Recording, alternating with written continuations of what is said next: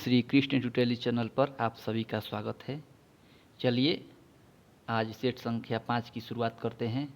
और आप यदि चैनल पर नए हैं तो आप चैनल को सब्सक्राइब कर लें और पीछे का जितना भी सेट किया गया है उसे आप अवश्य देखें। तो चलिए आज का पहला प्रश्न देखते हैं।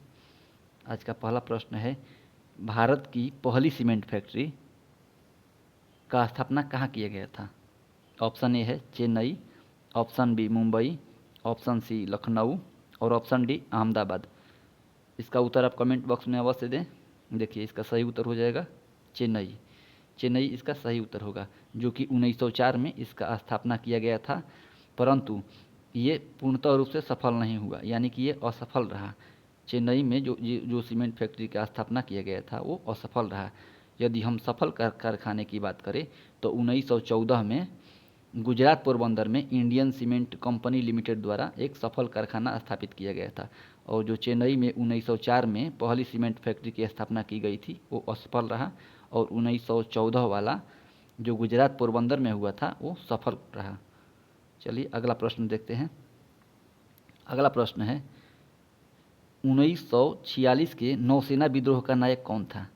जो 1946 में नौसेना विद्रोह हुआ था उसका नायक कौन था? ऑप्शन ए है राशिद अली, ऑप्शन बी एकेन Singh, option C M S Khan और ऑप्शन डी है एम एस जीना। तो इसका उत्तर हो जाएगा आपका M S Khan. M S Khan जो थे नौसेना विद्रोह का नायक थे। और ये जो प्रमुख signal man lieutenant M S Khan, ये रॉयल इंडियन नेवी द्वारा ब्रिटिश शासन के खिलाफ विद्रोह के प्रमुख थे। इसे हम नौसेना विद्रोह को बॉम्बे विद्रोह के नाम से भी जानते हैं। अगला प्रश्न देखते हैं। अगला प्रश्न देखते हैं। देखिए अगला प्रश्न है, तूतीकोरिन बंदरगाह किस राज्य में स्थित है? तूतीकोरिन बंदरगाह ये जो है ये किस राज्य में स्थित है? ऑप्शन ए है Tamil Nadu, option B Kerala, option C Andhra Pradesh और ऑप्शन डी है कर्नाटक। तो इसका सही उत्तर हो जाएगा आपका तमिलनाडु। ये कहाँ स्थित है? तमिलनाडु में स्थित है। और ये जो तूतीकोरिन बंदरगाह है इसे चिदम्बरनार बंदरगाह भी कहते हैं, ठीक है। और ये आपका तमिलनाडु में ये थूथुकुडी जिला में स्थित है। कहाँ स्थित है? थूथुकुडी जिला में स्थित है। अगला प्रश्न देखते हैं। अगला प्रश्न है कि कनिष्क को हराने वाला प्रथम हराने वाला चीनी जनरल कौन था? ठीक है, कनिष्क को हराने वाला चीनी जनरल कौन था, उसका नाम क्या था? ऑप्शन ए है छॉन्गफिंग, ऑप्शन बी खान चाओ, ऑप्शन सी पान चाओ, ऑप्शन डी है वांग यांग। तो इसका उत्तर आप कमेंट बॉक्स में अवश्य दें। देखिए इसका उत्तर हो जाएगा आपका पान चाओ। पान चाओ नामक चीनी जनरल ने कनिष्क को हराया था। देखिए कनिष्क जो हैं वो कुषाण वंश का सबसे महान राजा थे। किस वंश का? कुषाण वंश का सबसे महान राजा थे। ये 78 ईस्वी से 101 ईस्वी के बीच इनका शासन का कार्यकाल था। 78 ईस्वी से 101 ईस्वी के बीच जो कुषाण वंश से संबंधित थे। और इनके द्वारा चतुर्थ बौद्ध संगति जो कि कुंडल वन कश्मीर में आयोजित किया गया था। ठीक है, अगला प्रश्न देखते हैं। अगला प्रश्न है, डोडा बेटा किस पर्वत की सबसे ऊंची चोटी है? डोडा बेटा किस पर्वत की सबसे ऊंची चोटी है डोडा बेटा? ऑप्शन ए है अनामलाई है, अनाहराई नहीं अनामलाई है, ठीक है। कार्डमम हो जाएगा। ऑप्शन नंबर सी हो जाएगा आपका महेंद्रगिरी। ऑप्शन नंबर डी है नीलगिरी। तो इसका उत्तर आप कमेंट बॉक्स में अवश्य दें। देखिए इसका उत्तर हो जाएगा आपका नीलगिरी पर्वत। ये जो नीलगिरी पर्वत है ये इसका उत्तर हो जाएगा। इसी पर डोडा बेटा जो कि 2637 मीटर ऊंचा है। 2637 मीटर ऊंचा डोडा बेटा है जो कि पश्चिमी घाट का हिस्सा है। और देखिए महेंद्रगिरी की बात करें तो महेंद्रगिरी आपका पूर्वी घाट पर पड़ेगा, जो कि 1501 मीटर ऊंचाई है उसका, उड़ीसा राज्य में पूर्वी घाट पर पड़ेगा। और कार्डेमम की बात करें तो ये पश्चिमी घाट का हिस्सा है जो कि इलायची की पहाड़ी के नाम से प्रसिद्ध है।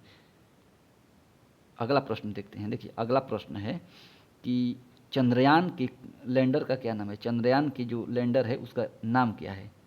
चंद्रयान के लैंडर का क्या नाम है? ऑप्शन ए है Pragyan, option B Vikram, option C lunar, option D है डी बूस्टिंग, ठीक है। तो इसका उत्तर आप कमेंट बॉक्स में अवश्य दें, ठीक है।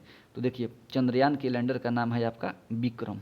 ये विक्रम नाम जो पड़ा ये किसके नाम पर पड़ा? तो इसका नाम जैसे कि भारतीय अंतरिक्ष कार्यक्रम का जनक थे आपका डॉक्टर विक्रम साराभाई। इन्हीं के सम्मान में चंद्रयान के लैंडर का नाम विक्रम रखा गया। तो चलिए अब अगले प्रश्न की तरफ चलते हैं। देखिए अगला प्रश्न है कि 8वीं अनुसूची में कितने भाषाओं को शामिल किया गया था। जो 8वीं अनुसूची है उसमें कितने भाषाओं को शामिल किया गया था। ऑप्शन ए है शामिल किया गया है, वर्तमान में कितना शामिल किया गया है। शामिल किया गया था वो अलग बात है, वर्तमान में कितना भाषा शामिल है। ऑप्शन ए है 14, बी 22, सी 18 और डी 20। तो इसका उत्तर आप कमेंट बॉक्स में अवश्य दें। देखिए इसमें हो जाएगा आपका 22 भाषा, यानी कि 8वीं अनुसूची में कितना भाषा शामिल है, 22 भाषा, यानी ऑप्शन नंबर बी सही है। देखिए और यदि बात करें हम तो शुरुआत में जब ये 8वीं अनुसूची में 1950 में 14 भाषा शामिल था। कब? 1950 में 14 भाषा शामिल था। और देखिए हमारे संविधान में, भारत के संविधान में वर्तमान में कुल 12 अनुसूची है, 25 भाग है, 448 अनुच्छेद है। और कुल यदि संशोधन की बात करें तो 106 संशोधन अब तक हो चुके हैं। ठीक है, 12 अनुसूची है, 14 आपका 1950 में 14 भाषा शामिल था। अभी वर्तमान में आपका ये 8वीं अनुसूची में 22 भाषा है, 25 भाग है इसका संविधान का, 448 अनुच्छेद और टोटल आपका 106 संशोधन हो चुका है। अगला प्रश्न देखते हैं।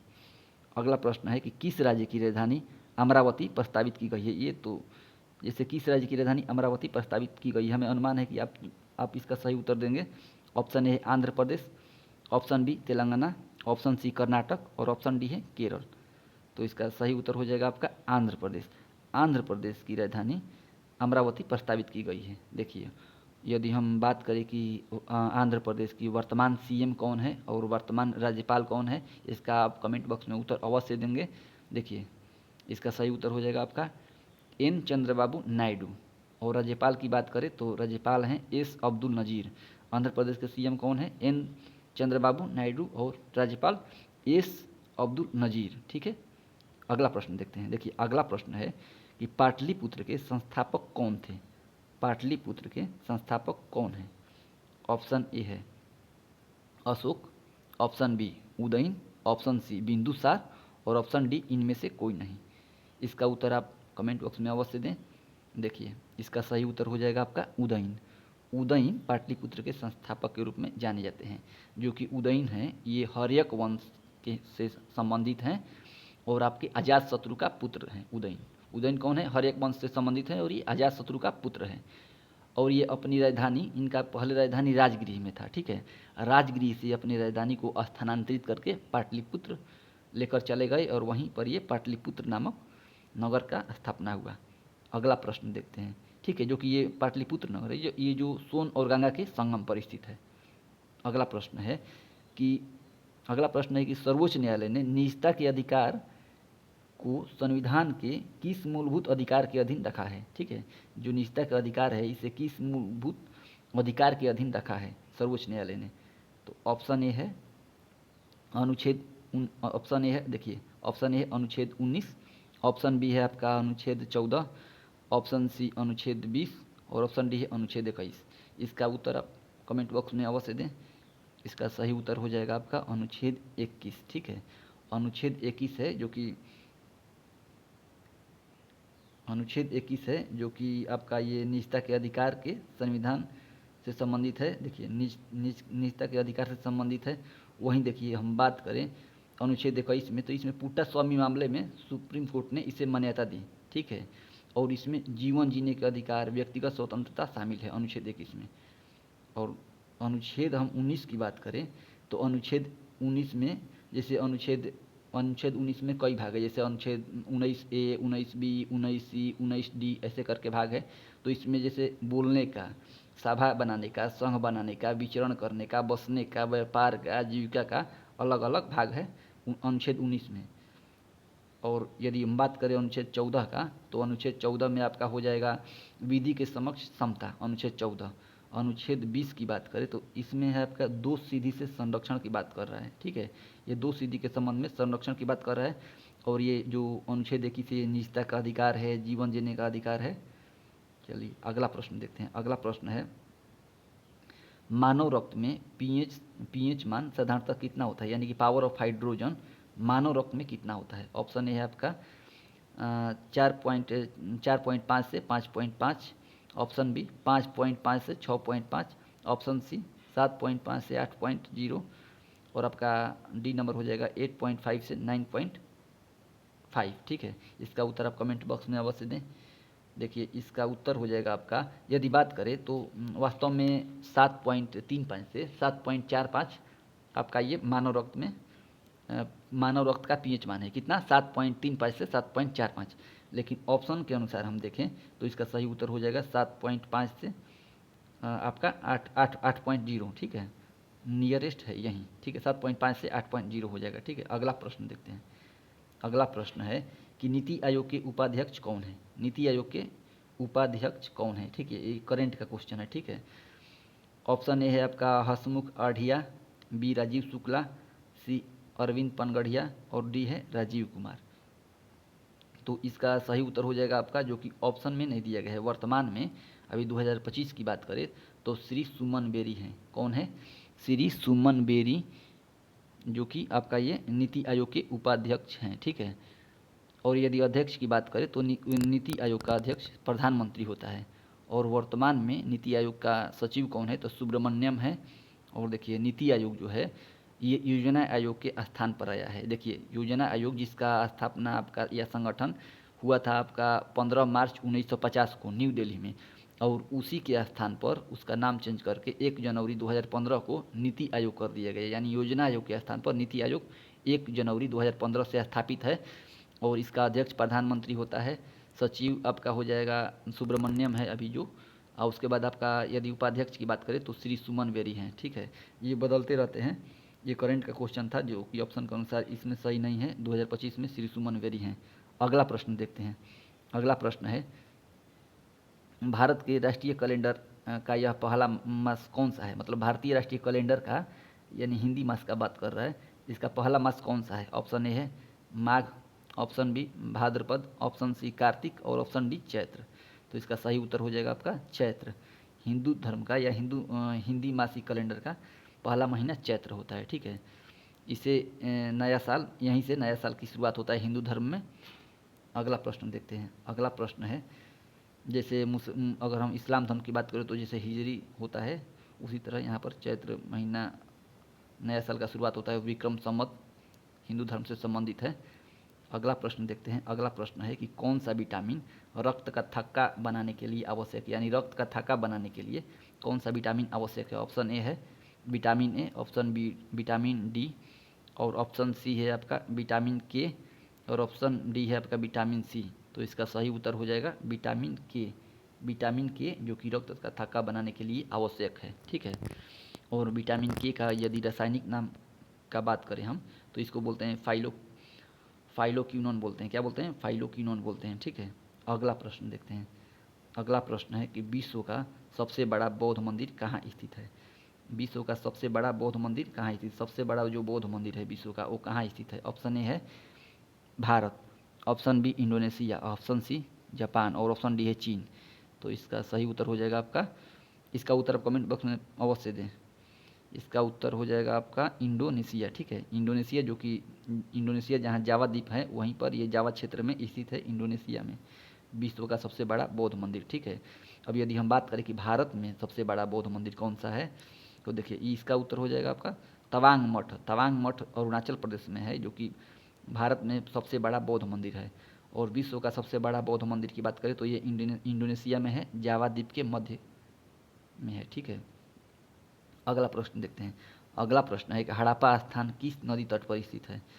हड़प्पा है जो किस नदी के किनारे है? ठीक है, ऑप्शन ए है आपका सरस्वती नदी, ऑप्शन बी सिंधु नदी, ऑप्शन सी व्यास और ऑप्शन डी रावी। ठीक है, तो हड़प्पा स्थान हो जाएगा आपका जो रावी नदी के किनारे है। कहाँ है? रावी नदी के किनारे हड़प्पा है। ठीक है, हड़प्पा का खोज किसने किया था? तो हड़प्पा का खोज दयाराम साहनी ने 1921 में किया था। अगला प्रश्न देखते हैं। अगला प्रश्न है खेल से संबंधित प्रश्न है। देखिए महिला क्रिकेट आईसीसी विश्व कप 2017, महिला आईसीसी मतलब कि महिला क्रिकेट द्वारा जो महिला क्रिकेट आईसीसी विश्व कप 2017 किस देश ने जीता है? यानी female world cup 2017 ICC 50 over वाला का बात कर रहा है, ये किस देश ने जीता है? ऑप्शन ए है भारत, ऑप्शन हो जाएगा बी आपका ऑस्ट्रेलिया, ऑप्शन सी दक्षिण अफ्रीका और ऑप्शन डी इंग्लैंड है। ठीक है, तो इसका सही उत्तर हो जाएगा इंग्लैंड। इंग्लैंड ने महिला क्रिकेट आईसीसी विश्व कप 2017 खिताब जीता था। कौन सा देश जीता था? तो इंग्लैंड ने जीता था। ठीक है, अगला प्रश्न देखते हैं। प्रश्न नंबर 18, निम्नलिखित में से कौन सा आग्नेय चट्टान नहीं है? आग्नेय चट्टान नहीं है। ठीक है, तो पहले आग्नेय चट्टान क्या होता है?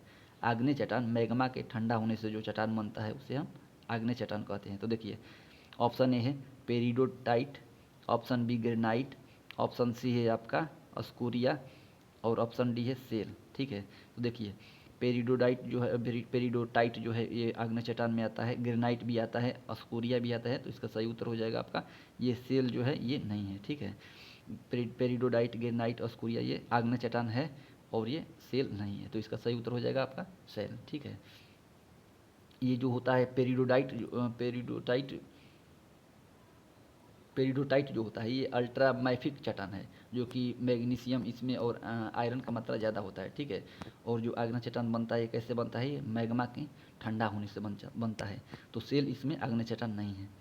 अगला प्रश्न देखते हैं। देखिए प्रश्न संख्या 19, किस राजनीतिज्ञ ने द कोलिशन ईयर्स, ठीक है, द कोलिशन ईयर्स पुस्तक है जिसका जो लिखा गया था आपका 1996 से 2012 नामक पुस्तक किसने लिखा है? ठीक है, द कोलिशन ईयर्स यानी कि ये पुस्तक किसने लिखा है? द कोलिशन ईयर्स 1996 से 2012 इस पुस्तक का नाम है। ये किसने लिखा है? देखिए ऑप्शन ए है आपका, ऑप्शन ए है मनमोहन सिंह, ऑप्शन बी है प्रणब मुखर्जी, ऑप्शन सी हामिद अंसारी और ऑप्शन डी वेंकैया नायडू। तो इसका सही उत्तर हो जाएगा आपका प्रणब मुखर्जी द्वारा ये द कोलिशन ईयर्स लिखा गया था। देखिए प्रणब मुखर्जी द्वारा ये जो पुस्तक लिखा गया था ये इस पुस्तक का मतलब ये जो पुस्तक का सीरीज था ये 3 पुस्तक से संबंधित है। देखिए पहला पुस्तक प्रणब मुखर्जी द्वारा द इंदिरा गांधी ईयर्स लिखा गया था, उसके बाद दूसरा लिखा गया था द टर्बुलेंट ईयर्स लिखा गया था, और ये तीसरा पुस्तक था प्रणब मुखर्जी का इसी सीरीज का जिसका नाम था द कोलिशन ईयर्स। ठीक है, 1996 से 2012 तक। ठीक है, चलिए अब अगला प्रश्न देखते हैं। अगला प्रश्न है कि निम्नलिखित में कौन सा देश भारत के सीमा से नहीं लगता? ठीक है, भारत के सीमा से कौन सा देश नहीं लगता? तो इसका उत्तर आप आसानी से दे सकते हैं। ऑप्शन ए है चाइना, तो चाइना तो लगता है, वर्मा भी लगता है, भूटान भी लगता है। तो इसका उत्तर हो जाएगा ताइवान है जो कि नहीं लगता है। ठीक है, यदि चलिए अगला प्रश्न देखते हैं। अगला प्रश्न है कि लूसी लूसी ये जो लूसी है ये दुनिया का सबसे बड़ा ज्वालामुखी विस्फोट किस द्वीप में हुआ है? ठीक ना, ये जो लूसी है दुनिया का सबसे बड़ा ज्वालामुखी विस्फोट है, ये किस द्वीप में हुआ है? ऑप्शन ए है Madagascar, option B Maldives, option C Mauritius और ऑप्शन डी इंडोनेशिया। इसका उत्तर आप कमेंट बॉक्स में अवश्य दें। इसका सही उत्तर हो जाएगा आपका इंडोनेशिया। ठीक है, इंडोनेशिया में ये लूसी जो ज्वालामुखी है ये विस्फोट हुआ था। देखिए ये जो लूसी है ये आपका प्रसिद्ध कीचड़ ज्वालामुखी है, इंडोनेशिया के जावा द्वीप पर स्थित है, जो आपका 29 या 2006 से एक्टिव है। ये कब से एक्टिव है? 2006 से एक्टिव है, जो कि दुनिया का सबसे बड़ा और तेज़ी से बढ़ने वाला कीचड़ ज्वालामुखी है। कौन सा? लूसी, यानी जो लूसी है ये कीचड़ ज्वालामुखी है जो तेज़ी से फैल रहा है। अगला प्रश्न है कि नांगल किस के लिए जाना जाता है? ठीक है, नांगल ये जो है ये जो नांगल शब्द है या नांगल है किसके लिए जाना जाता है, किसके लिए प्रसिद्ध है? ऑप्शन ए तांबा, ऑप्शन बी तेल परिशोधन, ऑप्शन सी उर्वरक और ऑप्शन डी है आपका पेनिसिलिन उद्योग हो जाएगा। ठीक है, तो इसका सही उत्तर क्या होगा आप कमेंट बॉक्स में अवश्य दें। देखिए इसका सही उत्तर हो जाएगा आपका उर्वरक हो जाएगा। ठीक है, उर्वरक यानी नांगल जो है ये उर्वरक से संबंधित है। किस चीज़ से संबंधित है? उर्वरक से संबंधित है। अगला प्रश्न देखते हैं। प्रश्न संख्या 23, हर सेट में 25 क्वेश्चन का एक सीरीज आता है, 25 क्वेश्चन का हर सेट रहता है। तो आज ये प्रश्न संख्या 23 है। ठीक है, प्रश्न संख्या 23 देखिए कि किसे भारत का नियंत्रक महालेखा परीक्षक नियुक्त किया गया है? देखिए जैसे नीति आयोग का अध्यक्ष हुआ, नियंत्रक महालेखा परीक्षक हुआ, ये सब करेंट का क्वेश्चन है जो कि बदलते रहते हैं समय से। ठीक है, तो इसका ऑप्शन देखिए राजीव महर्षि, सुरेश नारायण है। ठीक है, विवेक शर्मा और ऑप्शन नंबर डी है आपका option Naresh Iyer. Option number D है नरेश अय्यर। तो इसका उत्तर आप अवश्य दें कि इसका सही उत्तर क्या होगा।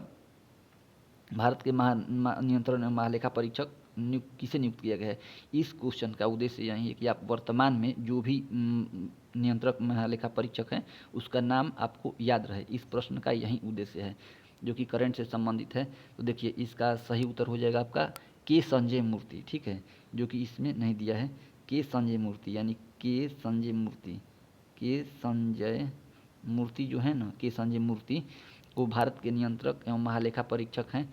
और आप बताइए कि जो ये महानियंत्रक एवं महालेखा परीक्षक है ये अनुच्छेद कितना से कितना के बीच आते हैं जहाँ इनका नियुक्ति, शपथ और सेवा शर्तें शामिल है, चाहे जहाँ चर्चा है। देखिए इसका हो जाएगा आपका 148 अनुच्छेद से अनुच्छेद 151 तक नियुक्ति, शपथ और इनकी सेवा शर्तों की चर्चा है अनुच्छेद में, अनुच्छेद 148 से 151। और वर्तमान नियंत्रक महालेखा परीक्षक कौन है, तो ये आपका हो जाएगा के संजय मूर्ति।